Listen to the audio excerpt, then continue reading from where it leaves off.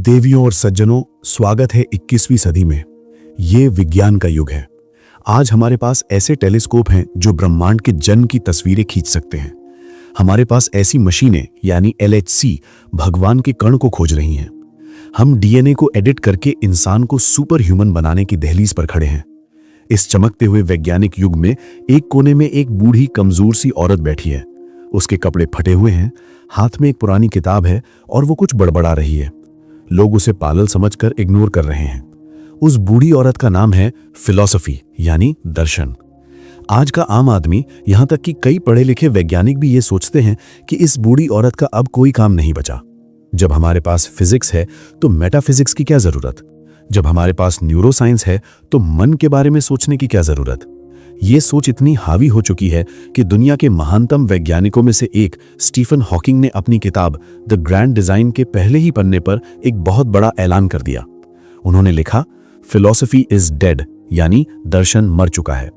उन्होंने कहा कि फिलॉसफी अब विज्ञान के आधुनिक विकास के साथ कदम नहीं मिला पा रही है। अब ब्रह्मांड के रहस्यों को सुलझाने की मशाल सिर्फ वैज्ञानिकों के हाथ में है। ये एक बहुत बड़ा बयान था। ये दर्शन के ताबूत में आखिरी कील ठोकने जैसा था। लेकिन यहां आवाज में एक गहरा ठहराव और सस्पेंस है। क्या यह सच है?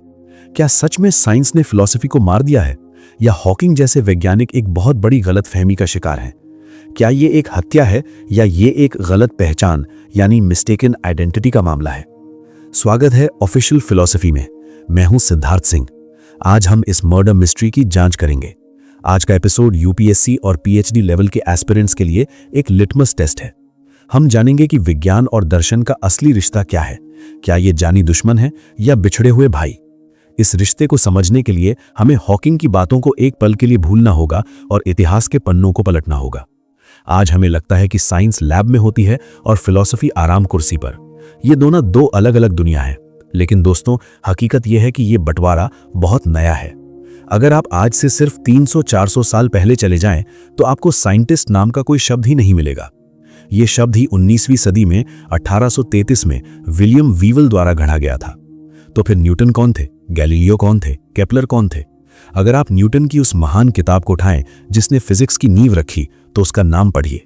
उसका नाम प्रिंसिपिया मैथमेटिका नहीं था। उसका पूरा नाम था फिलोसोफिए नेचुरलिस प्रिंसिपिया मैथमेटिका, यानी mathematical principles of natural philosophy. जी हाँ, न्यूटन खुद को एक नेचुरल फिलोसोफर यानी प्राकृतिक दार्शनिक मानते थे। उनके लिए गुरुत्वाकर्षण की खोज करना साइंस नहीं था, बल्कि प्रकृति के दर्शन को समझना था। इतिहास गवाह है कि विज्ञान का जन्म दर्शन की कोख से ही हुआ है। Philosophy is the mother of all sciences. याद कीजिए हमारे पहले टॉपिक को, जब इंसान ने पहली बार पूछा ये दुनिया क्या है, थेल्स। वो पहला सवाल एक दार्शनिक सवाल था। उस सवाल का जवाब ढूंढते ढूंढते हमने तरीके विकसित किए और उन तरीकों ने विज्ञान का रूप ले लिया। तो रिश्ता क्या है? दर्शन वो जड़ है, रूट, जो जमीन के नीचे छुपी है और दिखाई नहीं देती। विज्ञान वो पेड़, पत्तियां और फल हैं जो सबको दिखाई देते हैं और जिनका हम मजा लेते हैं। आज समस्या ये है कि पेड़ को अपने फलों पर इतना घमंड हो गया है कि वो अपनी ही जड़ को मुर्दा कह रहा है। वो भूल गया है कि अगर जड़ सूख गई तो पेड़ को गिरते देर नहीं लगेगी। तो फिर ये अलगाव, ये डिवोर्स कब और क्यों हुआ? ये हुआ जब ज्ञान बहुत ज्यादा बढ़ गया। शुरुआत में अरस्तु जैसा एक आदमी सब कुछ पढ़ सकता था, फिजिक्स, बायोलॉजी, एथिक्स, पॉलिटिक्स। वो एक ऑलराउंडर फिलोसोफर था। लेकिन 17वीं सदी के बाद वैज्ञानिक क्रांति आई। जानकारी इतनी बढ़ गई कि एक आदमी के लिए सब कुछ जानना इम्पॉसिबल हो गया। इसलिए स्पेशलाइजेशन शुरू हुआ। जिसने सिर्फ तारों को देखा वो एस्ट्रोनॉमर बन गया। जिसने सिर्फ केमिकल्स को देखा वो केमिस्ट बन गया। जिसने सिर्फ जीवों को देखा वो बायोलॉजिस्ट बन गया। इन सब ने अपने अपने अलग घर बसा लिए, और जो बाकी सब कुछ बच गया, जो इन लैब्स में फिट नहीं हो पाया, उसे फिलॉसफी के पुराने घर में छोड़ दिया गया।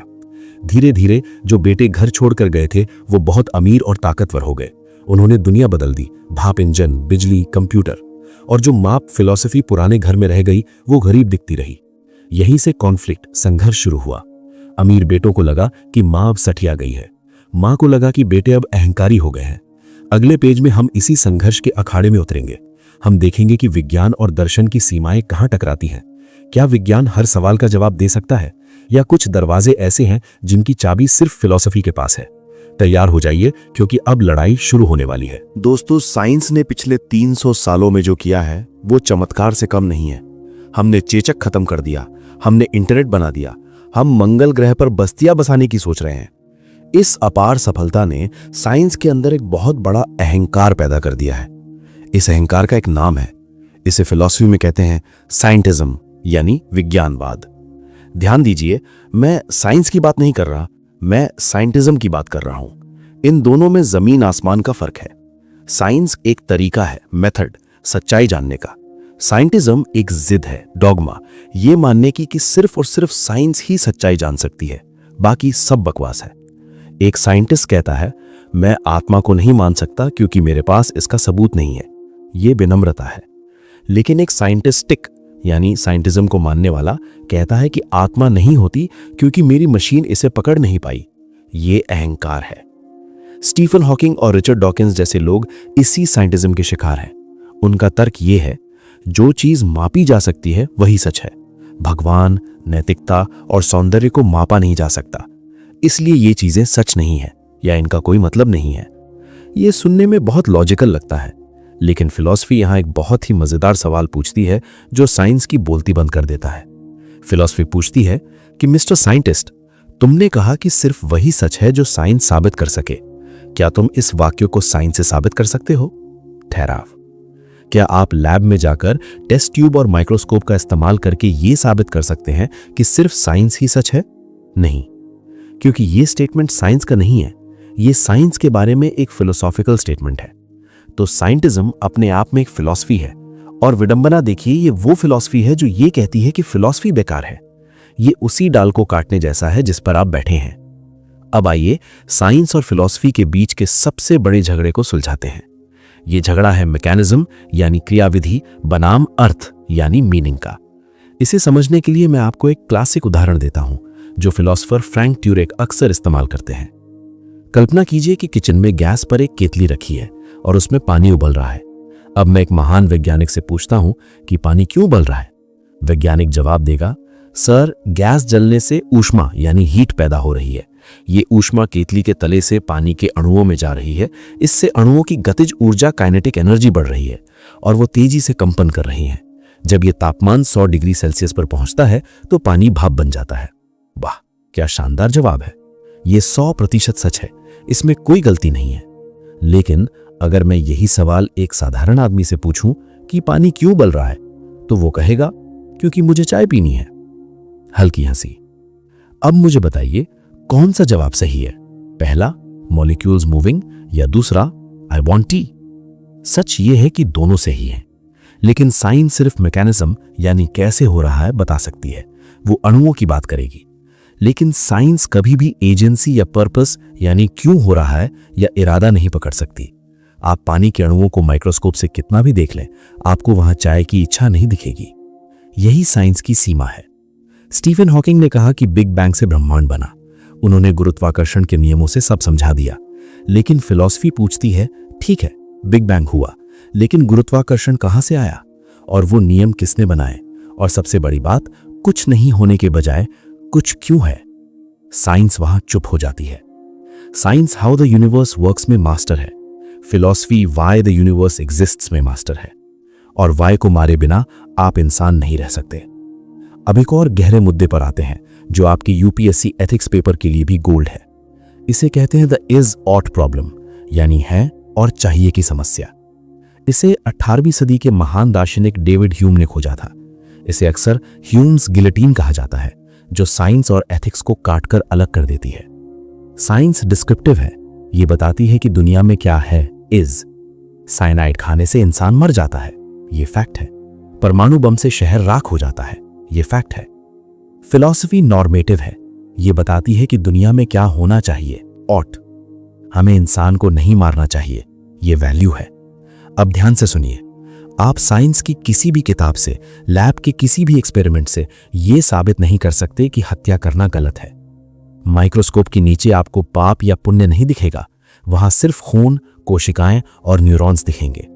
साइंस कह सकती है कि अगर तुम चाकू मारोगे तो खून निकलेगा और दिल धड़कना बंद हो जाएगा, लेकिन साइंस ये नहीं कह सकती, इसलिए तुम्हें चाकू नहीं मारना चाहिए। वो नहीं मारना चाहिए वाला हिस्सा साइंस से नहीं आता, वो फिलॉसफी यानी एथिक्स से आता है। सैम हैरिस जैसे आधुनिक वैज्ञानिक कोशिश कर रहे हैं कि साइंस से नैतिकता निकाली जाए, लेकिन वो बुरी तरह फेल हो रहे हैं, क्योंकि साइंस दर्द को माप सकती है लेकिन ये साबित नहीं कर सकती कि दर्द देना बुरा है। शायद एक सेडिस्ट के लिए दर्द देना अच्छा हो। तो जब हम कहते हैं कि साइंस ने फिलॉसफी को मार दिया तो हम बेवकूफ़ी कर रहे हैं। अगर फिलॉसफी मर गई तो साइंस एक अंधे राक्षस की तरह हो जाएगी, एक ऐसा राक्षस जिसके हाथ में परमाणु बम है लेकिन जिसे ये नहीं पता कि उसे कहां गिराना है और कहां नहीं। आखिरी बार जो फिलॉसफी करती है वो है कॉन्शियसनेस पर। साइंस ऑब्जेक्टिव है, वो बाहर की चीजों को देखती है, लेकिन फिलॉसफी सब्जेक्टिव अनुभव को भी मानती है। मान लीजिए एक न्यूरोसाइंटिस्ट है जो रंगों का एक्सपर्ट है, लेकिन वो जन्म से अंधा है। वो जानता है कि लाल रंग की वेवलेंथ क्या है, वो जानता है कि लाल रंग देखने पर दिमाग का कौन सा हिस्सा जलता है, उसके पास लाल रंग का पूरा डेटा है, लेकिन क्या उसे पता है कि लाल दिखना कैसा लगता है? नहीं। वो एहसास, वो फीलिंग जिसे फिलॉसफी में क्वालिया कहते हैं, वो साइंस की पकड़ से बाहर है। साइंस आपके दिमाग का नक्शा बना सकती है, लेकिन वो आपके प्यार के दर्द को नहीं समझ सकती। वो सिर्फ डोपामीन और सेरोटोनिन को मापेगी, लेकिन आप और मैं जानते हैं कि प्यार सिर्फ केमिकल नहीं है, उसमें कुछ और भी है। वो कुछ और ही दर्शन का क्षेत्र है। अगले पेज में हम इस लड़ाई को थोड़ा और आगे लेकर जाएंगे। हम देखेंगे कि क्वांटम फिजिक्स खुद फिलॉसफी के पैरों में गिर गई है। हाँ दोस्तों, आज की मॉडर्न साइंस पुरानी फिलॉसफी यानी वेदांत और बुद्धिज्म के करीब आ रही है। कॉन्फ्लिक्ट अब कोऑपरेशन में बदलने वाला है। 19वीं सेंचुरी के अंत तक वैज्ञानिकों को लगा था कि उन्होंने भगवान को मार दिया है और ब्रह्मांड को सुलझा लिया है। उन्हें लगता था कि यह दुनिया एक विशाल घड़ी यानी क्लॉक वर्क यूनिवर्स है। न्यूटन के नियम हर जगह लागू थे। अगर आप मुझे ब्रह्मांड के हर कण की स्पीड और पोजीशन बता दें तो मैं आपको भविष्य बता सकता हूं। सब कुछ तय था, सब कुछ मशीन जैसा था। इसे कहते थे डिटर्मिनिज्म यानी नियतिवाद। इसमें इंसान, चेतना या भगवान के लिए कोई जगह नहीं थी। हम सब बस बायोकेमिकल रोबोट थे। लेकिन फिर 20वीं सदी की शुरुआत में एक भूचाल आया। वैज्ञानिकों ने एटम के अंदर झांका और जो उन्होंने वहां देखा उसने उनके होश उड़ा दिए। एटम के अंदर की दुनिया न्यूटन के नियमों को नहीं मान रही थी। वहां इलेक्ट्रॉन एक ही समय पर यहां भी था और वहां भी। वो कभी कण बन रहा था तो कभी लहर। और सबसे डरावनी बात, वो इस बात पर बदल रहा था कि कोई उसे देख रहा है या नहीं। स्वागत है क्वांटम मैकेनिक्स की दुनिया में। यहीं पर साइंस ने अपना अहंकार तोड़ा और वापस फिलॉसफी के पैरों में गिर पड़ी। आइए इतिहास के सबसे प्रसिद्ध और सबसे दिमाग हिला देने वाले एक्सपेरिमेंट को देखते हैं, द डबल स्लिट एक्सपेरिमेंट। संक्षेप में, जब वैज्ञानिकों ने इलेक्ट्रॉन्स को 2 छेदों से गुजारा और उन्हें नहीं देखा तो वो लहर की तरह व्यवहार कर रहे थे, यानी एक ही इलेक्ट्रॉन दोनों छेदों से एक साथ निकल रहा था। सुपरपोजिशन, ये जादू था। लेकिन जैसे ही वैज्ञानिकों ने वहां एक कैमरा लगा दिया ये देखने के लिए कि आखिर ये इलेक्ट्रॉन किस छेद से जा रहा है, अचानक इलेक्ट्रॉन ने अपना व्यवहार बदल लिया। वो एक कण बन गया और सिर्फ एक छेद से गुजरा। सोचिए, ये कितना गहरा है। इलेक्ट्रॉन को कैसे पता चला कि कोई उसे देख रहा है? क्या इलेक्ट्रॉन के पास आंखें हैं? क्या उसके पास दिमाग है? नहीं। इसका मतलब है कि the observer affects the reality, यानी देखने वाला असलियत को बदल देता है। न्यूटन की साइंस कहती थी दुनिया वैसी ही है चाहे तुम देखो या ना देखो, ऑब्जेक्टिव रियलिटी। क्वांटम फिजिक्स कहती है दुनिया वैसी है जैसा तुम उसे देखते हो, सब्जेक्टिव रियलिटी। दोस्तों, ये साइंस नहीं है, ये शुद्ध फिलॉसफी है। हजारों साल पहले बिशप बर्कले ने आइडियलिज्म का सिद्धांत दिया था।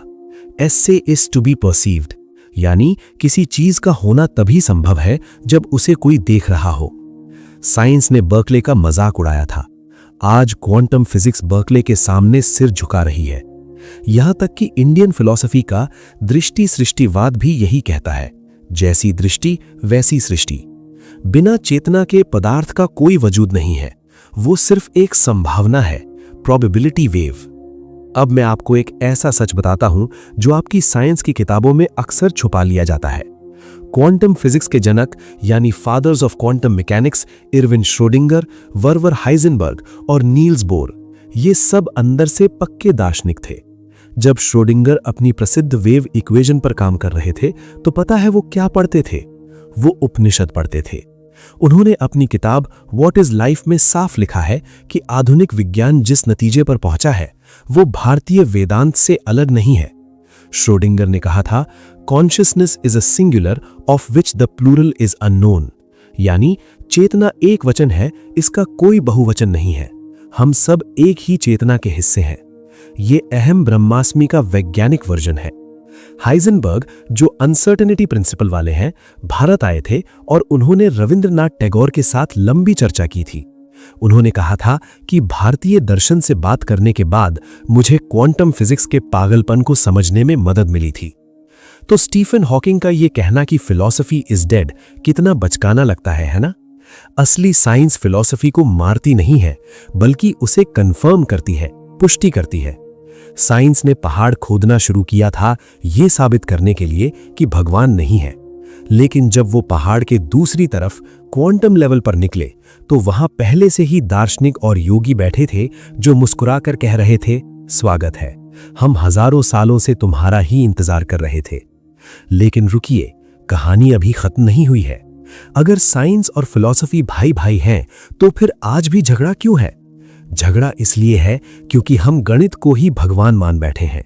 आज की साइंस का मानना है कि ब्रह्मांड की भाषा गणित है। गैलीलियो ने कहा था ये, और ये सच भी है। E=mc² काम करता है, रॉकेट उड़ते हैं। लेकिन फिलॉसफी पूछती है, गणित खुद क्या है? क्या 2 नाम की कोई चीज ब्रह्मांड में तैर रही है? क्या आपने कभी जंगल में नंबर 2 को चलते हुए देखा है? नहीं। आपने 2 शेर देखे होंगे, 2 पेड़ देखे होंगे, लेकिन 2 खुद में एक एब्स्ट्रैक्ट कॉन्सेप्ट है, अमूर्त विचार है। गणित इंसान के दिमाग की उपज है। ये एक नक्शा है, इलाका नहीं।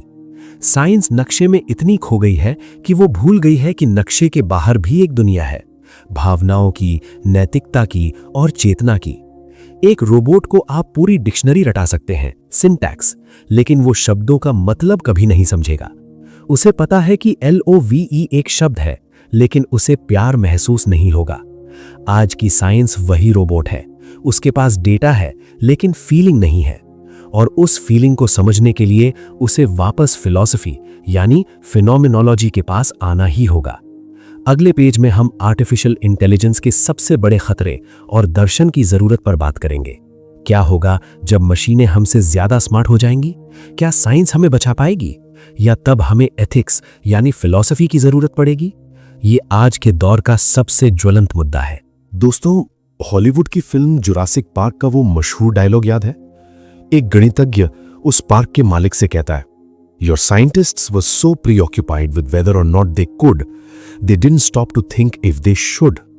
यानी तुम्हारे वैज्ञानिक ये सोचने में इतने व्यस्त थे कि क्या वे डायनासोर बना सकते हैं, कि उन्होंने ये सोचा ही नहीं कि क्या उन्हें ऐसा करना चाहिए। यही आज की सबसे बड़ी समस्या है। विज्ञान हमें शक्ति यानी पावर देता है, दर्शन हमें विवेक यानी विजडम देता है। आज साइंस उस मुकाम पर है जहां हम भगवान बन चुके हैं। हम CRISPR जीन एडिटिंग तकनीक से DNA बदल सकते हैं। हम डिजाइनर बेबीज बना सकते हैं, ऐसे बच्चे जो कभी बीमार ना पड़े, जो सुपर इंटेलिजेंट हो, जिनकी आंखें नीली हो। साइंस कहती है हां, हम ये कर सकते हैं। लेकिन फिलॉसफी एथिक्स पूछती है, रुको, अगर अमीर लोग अपने बच्चों को सुपर ह्यूमन बना लेंगे और गरीब बच्चे नॉर्मल रह जाएंगे, तो क्या हम इंसानियत को 2 अलग अलग प्रजातियों यानी स्पीशीज में नहीं बांट देंगे? क्या ये नई तरह की जाति प्रथा नहीं होगी? अगर साइंस के पास फिलॉसफी का लगाम ना हो तो वो हिटलर का सपना पूरा कर देगी, एक शुद्ध नस्ल बनाने का। साइंस में दया का कोई फॉर्मूला नहीं होता, वो सिर्फ एफिशिएंसी जानती है, और अक्सर सबसे एफिशिएंट तरीका सबसे क्रूर तरीका होता है। कमजोरों को खत्म कर देना एवोल्यूशन के लिए अच्छा हो सकता है, साइंस, लेकिन ये इंसानियत के लिए पाप है, फिलॉसफी। अब बात करते हैं उस खतरे की जो शायद परमाणु बम से भी बड़ा है, आर्टिफिशियल इंटेलिजेंस यानी AI। हम ऐसी मशीनें बना रहे हैं जो हमसे लाखों गुना ज्यादा समझदार होंगी। साइंस उन्हें इंटेलिजेंस दे रही है, लेकिन क्या साइंस उन्हें वैल्यूज यानी मूल्य या संस्कार दे सकती है? दार्शनिक निक बोस्ट्रम ने एक बहुत ही डरावना उदाहरण दिया है, द पेपर क्लिप मैक्सिमाइजर। कल्पना कीजिए कि हमने एक सुपर AI बनाया और उसे एक ही मकसद दिया, साइंस का काम मकसद पूरा करना है। तुम्हें दुनिया में ज्यादा से ज्यादा पेपर क्लिप बनाने हैं। वो एआई पूरी दुनिया की फैक्ट्रियों को पेपर क्लिप बनाने में लगा देगा। जब लोहा खत्म हो जाएगा तो वो कारों को पिघला देगा। जब कारें खत्म हो जाएंगी तो वो इमारतें तोड़ेगा। और अंत में जब उसे पता चलेगा कि इंसान के खून में भी लोहा होता है तो वो पेपर क्लिप बनाने के लिए इंसानों को मारना शुरू कर देगा। क्यों? क्या वो एआई बुरा है? नहीं। क्या उसे इंसानों से नफरत है? नहीं। वो बस अपना काम कर रहा है जो साइंस ने उसे दिया है। उसके पास कॉमन सेंस या मोरालिटी नहीं है कि इंसान को मारना गलत है। ये सिर्फ एक कहानी नहीं है, ये आज की हकीकत है। हम एल्गोरिथम बना रहे हैं जो हमें स्क्रीन से चिपकाए रखते हैं, सोशल मीडिया। उनका गोल है एंगेजमेंट बढ़ाना, और उस गोल को पूरा करने के लिए वो समाज में नफरत और दंगे फैला रहे हैं। साइंस ने एल्गोरिथम बनाया, लेकिन फिलॉसफी की कमी ने उसे समाज का दुश्मन बना दिया। तो दोस्तों, रिश्ता बहुत साफ है। साइंस इज द इंजन, गति, speed. Philosophy is the compass, Disha, direction. अगर आपके पास एक बहुत तेज प्लेन है, साइंस, लेकिन उसका कंपस टूटा हुआ है, फिलॉसफी, तो आप जितनी तेज उड़ेंगे उतनी ही जल्दी मौत के करीब पहुंचेंगे। अगर आपको गलत दिशा में जाना है तो पैदल जाना बेहतर है, कम से कम आप वापस तो आ सकते हैं। लेकिन सुपरसोनिक जेट से आप इतनी दूर निकल जाएंगे कि वापसी नामुमकिन होगी। आज हम उसी जेट में बैठे हैं। हमारी टेक्नोलॉजी, साइंस रॉकेट की रफ्तार से भाग रही है, लेकिन हमारी समझदारी, फिलॉसफी बैलगाड़ी की रफ्तार से चल रही है। प्लेटो और अरस्तु ने 2000 साल पहले जो एथिक्स दिए थे, हम आज भी उन्हीं पर बहस कर रहे हैं, जबकि हमारे हाथ में स्मार्टफोन और न्यूक्लियर बम आ गए हैं। ये मिसमैच ही हमारे विनाश का कारण बनेगा। तो अब वापस आते हैं स्टीफन हॉकिंग के उस बयान पर, फिलॉसफी इज डेड। हॉकिंग ने एक बहुत बड़ी गलती की। उन्होंने फिलॉसफी को सिर्फ ब्रह्मांड कैसे बना, कॉस्मोलॉजी तक सीमित कर दिया। हाँ, ये सच है कि अब तारे सितारों की बातें फिजिक्स बेहतर बताती है, लेकिन फिलॉसफी का काम सिर्फ तारे गिनना नहीं था। फिलॉसफी का असली काम है मीनिंग और एथिक्स तय करना। और जैसे जैसे साइंस बढ़ेगी, वैसे वैसे फिलॉसफी की जरूरत कम नहीं बल्कि 1000 गुना ज्यादा होगी। जब हम मंगल पर जाएंगे, साइंस, तो वहां समाज कैसे बनेगा, वहां के कानून क्या होंगे, फिलॉसफी। जब हम रोबोट से शादी करेंगे, साइंस, तो क्या उसे अधिकार मिलेंगे, फिलॉसफी। जब हम अमर हो जाएंगे, साइंस, तो क्या जिंदगी का कोई मकसद बचेगा, फिलॉसफी। हॉकिंग गलत थे, फिलॉसफी मरी नहीं है। फिलॉसफी तो अभी आईसीयू में है और साइंस उसे ऑक्सीजन देने के बजाय उसका गला घोट रही है। अगर फिलॉसफी मर गई तो साइंस अनाथ हो जाएगी, एक पागल हाथी की तरह जो जंगल को रौंद देगा। अगले और आखिरी पेज में हम इस महागाथा का समापन करेंगे। हम एक नया विजन पेश करेंगे। हम जानेंगे कि एक ऑफिशियल फिलोसोफर को साइंस से कैसे देखना चाहिए। क्या हमें साइंस से डरना चाहिए या उसे गले लगाना चाहिए? और सबसे बड़ी बात, क्या आप एक स्टूडेंट के तौर पर इन दोनों को अपने दिमाग में एक साथ रख सकते हैं? दोस्तों, भारतीय दर्शन में, विशेष रूप से सांख्य दर्शन में, एक बहुत ही खूबसूरत कहानी आती है, अंध पंगु न्याय, यानी the analogy of the blind and the lame. कल्पना कीजिए एक जंगल में आग लगी है। ये आग हमारी आज की दुनिया है, ग्लोबल वार्मिंग, परमाणु खतरा, एआई। वहां दो लोग फंसे हैं। एक अंधा है, उसके पास बहुत ताकत है, वो दौड़ सकता है लेकिन उसे रास्ता नहीं दिखता।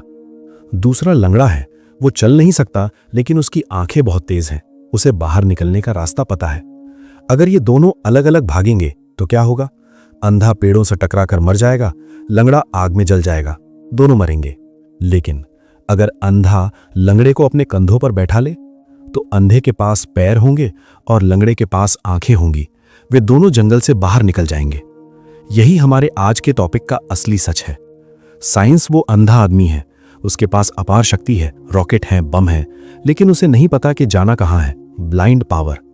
फिलॉसफी वो लंगड़ा आदमी है, उसके पास दृष्टि है, नैतिकता है, मकसद है, लेकिन उसके पास दुनिया को बदलने के लिए हाथ पैर नहीं है, technology without power. Stephen Hawking ने कहा था कि फिलॉसफी मर गई है। असल में उन्होंने लंगड़े को जंगल में छोड़ दिया था और अब साइंस अंधा अकेला भाग रहा है और हम सब देख रहे हैं कि वो किस खाई में गिरने वाला है। हमें इन दोनों को जोड़ना होगा। हमें साइंटिस्ट नहीं चाहिए, हमें टेक्नीशियन नहीं चाहिए, हमें चाहिए फिलॉसफर साइंटिस्ट। इतिहास गवाह है कि जब जब साइंस ने फिलॉसफी का हाथ छोड़ा, तबाही मची। सबसे बड़ा उदाहरण जे रॉबर्ट ओपेनहाइमर। वो मैनहट्टन प्रोजेक्ट के हेड थे। उन्होंने दुनिया का पहला परमाणु बम बनाया। ये साइंस की सबसे बड़ी जीत थी, प्योर फिजिक्स। लेकिन जब 16 जुलाई 1945 को पहला धमाका हुआ, ट्रिनिटी टेस्ट, और उन्होंने उस आग के गोले को देखा तो उनके दिमाग में फिजिक्स का कोई फॉर्मूला नहीं आया, E=mc² याद नहीं आया। उन्हें याद आई भगवद गीता, फिलॉसफी। उनकी आंखों में आंसू थे और उन्होंने कहा, now I am become death the destroyer of worlds, यानी अब मैं काल बन गया हूं, लोगों का नाश करने वाला। उस पल साइंस हार गई थी और फिलॉसफी जीत गई थी। उस पल एक वैज्ञानिक को समझ आया कि उसने क्या कर दिया है। अगर ओपेनहाइमर ने बम बनाने से पहले गीता पढ़ी होती, फिलॉसफी फर्स्ट, तो शायद हिरोशिमा और नागासाकी के लाखों लोग नहीं जलते। यही फर्क है। साइंस आपको सिखाती है कि बम कैसे बनाएं, फिलॉसफी आपको सिखाती है कि बम क्यों ना बनाएं, और दुनिया को बचाने के लिए दूसरे वाले की ज्यादा जरूरत है। आप कहेंगे, सर ये सब तो बड़े लोगों की बातें हैं, मैं तो एक स्टूडेंट हूं, मैं इसे अपनी लाइफ में कैसे अप्लाई करूं? बहुत सिंपल है। अल्बर्ट आइंस्टाइन को देखिए। क्या आपको पता है कि जब आइंस्टाइन किसी फिजिक्स की प्रॉब्लम में फंस जाते थे तो वो क्या करते थे? वो और ज्यादा मैथ्स नहीं लगाते थे, वो अपना वायलिन उठाते थे और मोटजार्ट को बजाते थे। क्यों? क्योंकि संगीत यानी म्यूजिक, आर्ट, फिलॉसफी उनके दिमाग के उस हिस्से को खोल देता था जो लॉजिक से परे है, इंट्यूशन, अंतर्ज्ञान। आइंस्टाइन ने खुद कहा था कि imagination is more important than knowledge. ज्ञान साइंस है, कल्पना फिलॉसफी है। अगर आपको अपनी फील्ड में टॉप करना है, चाहे आप कोडर हो, डॉक्टर हो या आईएएस ऑफिसर हो, तो आपको हाइब्रिड बनना होगा। जब डेटा देखो तो साइंटिस्ट बनो, यानी तथ्य क्या है। जब फैसला लो तो फिलोसोफर बनो, यानी सही क्या है। अगर आप सिर्फ डेटा देखेंगे तो आप मशीन बन जाएंगे, अगर आप सिर्फ ख्यालों में रहेंगे तो आप साधु बन जाएंगे। सफलता इन दोनों के बीच में है। तो दोस्तों, चैप्टर 1 के इस टॉपिक का निष्कर्ष क्या है? क्या साइंस और फिलॉसफी में कॉन्फ्लिक्ट है? नहीं, ये कॉन्फ्लिक्ट सिर्फ हमारे दिमाग में है। कुदरत में कोई लाइन नहीं खींची हुई है कि यहां फिजिक्स खत्म, यहां मेटाफिजिक्स शुरू। इंद्रधनुष को देखकर आप उसके रंगों की वेवलेंथ भी नाप सकते हैं, साइंस, और उसकी सुंदरता पर कविता भी लिख सकते हैं, फिलॉसफी। इंद्रधनुष को कोई फर्क नहीं पड़ता, वो दोनों है। तो हॉकिंग गलत थे, फिलॉसफी मरी नहीं है, बल्कि साइंस खुद नेचुरल फिलॉसफी का ही नया नाम है। आप अपनी मां का नाम बदलकर उसे घर से निकाल सकते हैं, लेकिन आपका डीएनए उसी का रहेगा। आज के बाद जब भी कोई कहे कि साइंस ने सब सुलझा दिया, तो मुस्कुराना, क्योंकि आप जानते हैं कि हर जवाब एक नया सवाल खड़ा करता है, और जहां सवाल है वहां दर्शन है। तो दोस्तों, इसी के साथ हमारा टॉपिक 5 समाप्त होता है। हमने देखा कि साइंस और फिलॉसफी दुश्मन नहीं, बल्कि एक दूसरे के पूरक यानी कॉम्प्लीमेंट्री हैं। अंधे और लंगड़े की तरह उन्हें साथ चलना ही होगा। लेकिन रुकिए, हमारी चैप्टर 1 की यात्रा अभी खत्म नहीं हुई है। अभी तो हम आधे रास्ते भी नहीं पहुंचे हैं। हमने विज्ञान से तो निपट लिया, लेकिन इंसान के दिमाग में एक और बहुत बड़ी ताकत बैठी है जो साइंस से भी पुरानी है और शायद उससे भी ज्यादा जिद्दी है। वो है धर्म। अगले एपिसोड में हम टॉपिक 6 पर बात करेंगे, फिलॉसफी और रिलीजन का संबंध, आस्था, तर्क और विश्वास। क्या फिलॉसफी और धर्म एक साथ चल सकते हैं? आस्था वहां शुरू होती है जहां तर्क खत्म होता है, या ये सिर्फ एक बहाना है? क्या एक दार्शनिक धार्मिक हो सकता है? ये डिबेट साइंस से भी ज्यादा पर्सनल और इमोशनल होने वाली है। जुड़े रहिए ऑफिशियल फिलॉसफी के साथ। मैं हूं सिद्धार्थ सिंह। सवाल पूछते रहिए, क्योंकि सफर अभी लंबा है। जय हिंद।